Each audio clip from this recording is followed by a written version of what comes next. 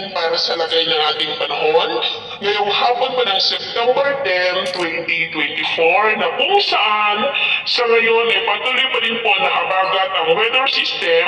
na umiral po dito sa ating bansa, lalo na po dyan sa kanluran bahagi, habang mayroon pa rin pong dalawang bagyo na kapwa po nasa labas ng ating area of responsibility at ang isa ay nagbabanta na tatama sa silangan ng China hanggang bukas po. At ang nasa silangan naman ng ating bansa ay posibleng lalakas rin sa mga susunod na araw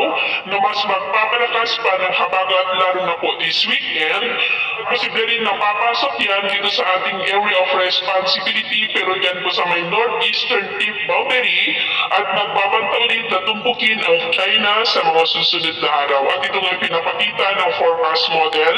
natin po ang ginagamit hanggang sa susunod na 2 linggo ay posible pa rin ang pamumuo ng mga panibagong banta ng sama ng panahon sa paligid ng ating bansa at ang development po ng mga yan ang ating babantayan. At sa lagay po ng ating panahon, ngayong hapon ay maulap ang kalangitan with isolated rain sa ilang bahagi ng Ilocos Region, Cordillera,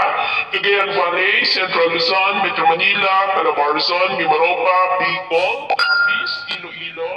Escalante, Bais, Mandaue, Badian, Bohol, Tacloban, Talosa, Dulag, Zamboanga Peninsula, Northern Mindanao, Caraga, Davao Region at Soxtergen na posibleng magtuloy-tuloy pong mga isolated light to heavy rain sa ilang bahagi ng ating bansa hanggang mamayang gabi. Kaya mag-ingat po tayo sa posibleng banta pa rin po ng mga pagbaha at pagguho ng lupa. At sa atin naman pong mga baybayin,